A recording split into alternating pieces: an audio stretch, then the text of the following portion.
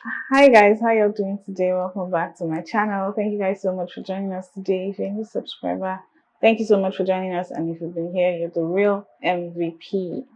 So guys, today's video, I'm going to give you guys another gist. I have tons of stories I can share with you people in this my short life I've lived. So I'm going to give you a story time about one driver that I had like that. In fact, just go right in. Let's get into the video proper. See you at the other side. First of all, I hate driving. I don't know. A lot of people enjoy driving, but I do not enjoy driving. I hate driving. I rather somebody drives me. I rather take a cab. I just don't like driving. So there was a point in my life when I was so overwhelmed with work. I was always having my hands. I would just say my hands would be shaking. I was always stressed at that point. So I decided I needed a driver. I told my husband, I was like, okay, I can start looking for. Started scouting for. And then there's this agent that helped me to get a house help. I called her and told her I needed a driver. She said, okay, she bring somebody. So she kept bringing different people, but my spirit was just not aligning with the people she was bringing. So eventually she now brought this guy. He didn't even look like, I don't know, he looked young. He looked okay, but maybe I probably wouldn't have agreed as well. But when he now gave me his story of how he was orphaned quite early, his mom and dad died, he was raised by his uncle, and there's nobody to help him. So the whole story just moved me. I'm like, okay, let me take this guy. This somebody that would I'll be able to impact his life and help him since he said he didn't, he was just staying with an auntie and all of that. So I now said, okay, he can start working. So he resumed work. So when he resumed work, I noticed that first of all, he speaks terrible English. What I said, his driver, no problem. And okay, my lifestyle is pretty sedentary. Like I come from the studio, drop off my kids in the morning. I'm sorry, I come from the house, drop off my kids in the morning, and come to the studio. And most times I'm at the studio till pick up time. It's not even every time I pick up my kids. Sometimes my sister picks them up for me. So sometimes I don't even go out in the afternoon till evening. So most times when he comes like this, he will just be hanging and doing nothing till in the evening when I want to go out. And that reason why I needed a driver was there are times when we have jobs outside that we need, maybe by using like two cars, are taking a lot of things. We need somebody else to drive the other one. Sometimes I have like plenty waka in town when I have to go and source for props and all those things. I just don't like driving that far. But those things are not things that happen all the time. So most times the normal routine is pretty sedentary, like pretty just he just comes, there's nothing much to do. So I told him that why don't you just start learning this skill, this photography thing, just be watching us as we're doing so you can learn something to help your life. So he used to come to the studio when I'm shooting. So I just noticed that he had the worst mannerisms ever. Like there was a time we're doing a shoot, we're shooting a child, and Uncle now started, the child was just cranky crying, you know how babies can be. He now said, this pikin too dey cry oo, why you just dey cry anyhow? I nearly died. Like all of us, like the people that worked with me for the longest, everybody just looked at ourselves and continued. Like we didn't know where to I didn't know where to hide myself. Like, are you okay? This is a luxury business. We love our babies, we pamper them, we want them to feel comfortable. How dare you open your mouth to talk like that about our babies? I felt like, which kind? So anyways, after then we had to now have the talk. Like, okay, this guy needs to be trained because he's coming in to interface with clients. Even though he was not necessarily interfacing per se, but he comes in from time to time, sometimes to help me hold reflector or something. So, but after that, the way he just busted, and he speaks horrible English, and his voice is very loud, he has like thick bars. This pikin, he just dey make noise. Why you two dey cry? The pikin is a big cry. Like, God, people does that. Anyways, that was not even the issue for me. So I just thought, okay, this one needs grooming. So we started grooming him small, small, telling him things. But I just noticed that anytime he's driving me and I'm on a call, in fact, after this guy stopped working for me, I think I was just traumatized. I don't think I can get a driver. Anyway, they say never. I don't know. But when I'm talking on the phone, he would just be listening to all my conversations. There are things that maybe I'll just jokingly say to my brother or my husband or somebody. By the time I come to the office, everybody's already saying the thing. Ah, Ma, you say you're going to do this. I'm like, I said I was going to do this. How? They say, I can't, what's his name, sir? Where you are nothing. I can't remember his name again. Let's say John. Let's just use the name John. They say John said that we are going to go to so place to do so thing. I'm like, me, I said that to who? Something I was maybe jokingly saying on the phone. He used to listen to all my conversations, and then he'll now carry it and go and be giving the other people the gist.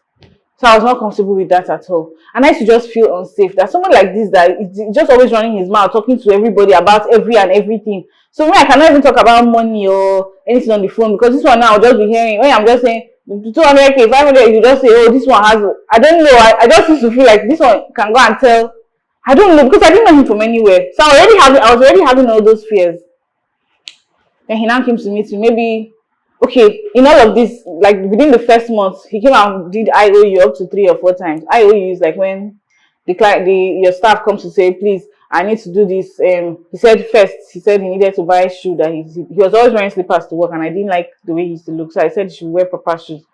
He now said, please, that he needs money to buy the shoes. I should just take it from his salary. I said, no, voila. So I think I even dashed him money for the shoes. That was the first one.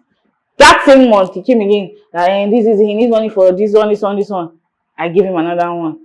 So he came maybe like 3 or 4 times before the end of the month. So he had even collected his entire salary before the month ended. So by the time the next month came again, he now came to me again and said his father is in the hospital. They're supposed to do surgery for the father and he needs a certain amount of money. Then I'm like, huh?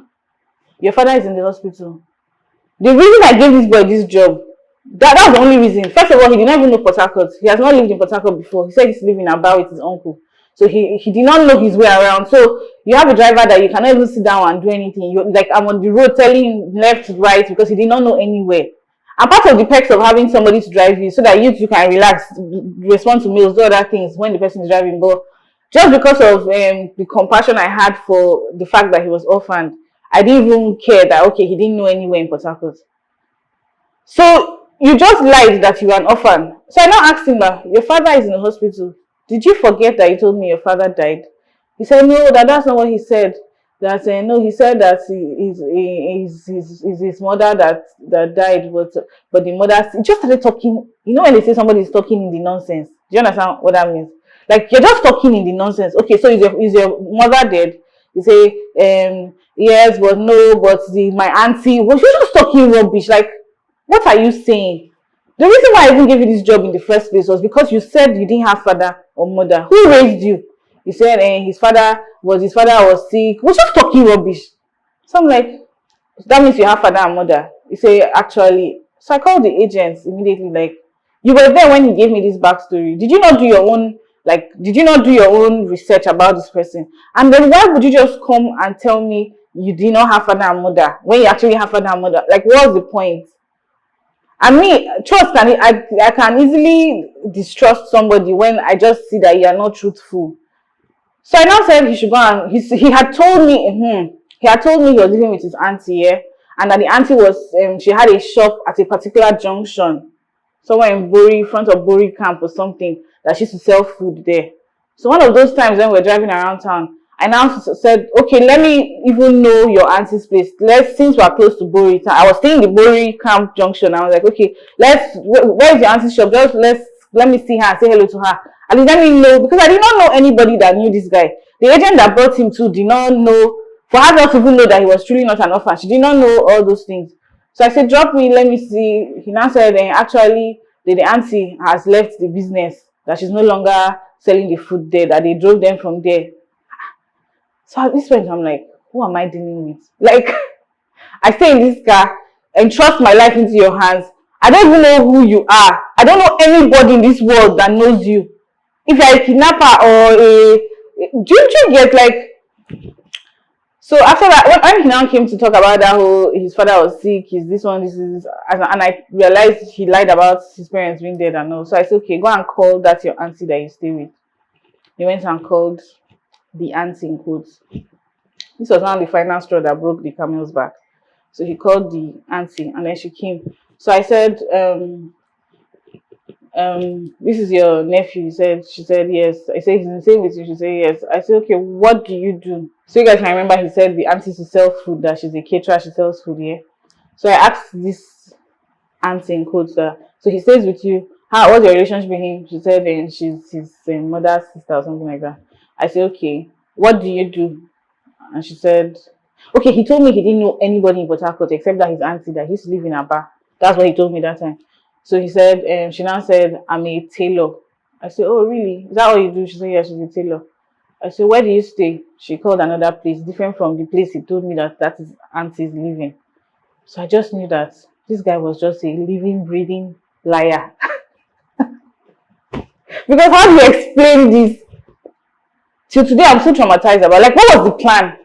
Because if this person decides to carry me somewhere now, there's no way we can know to go and hold him. Do you understand?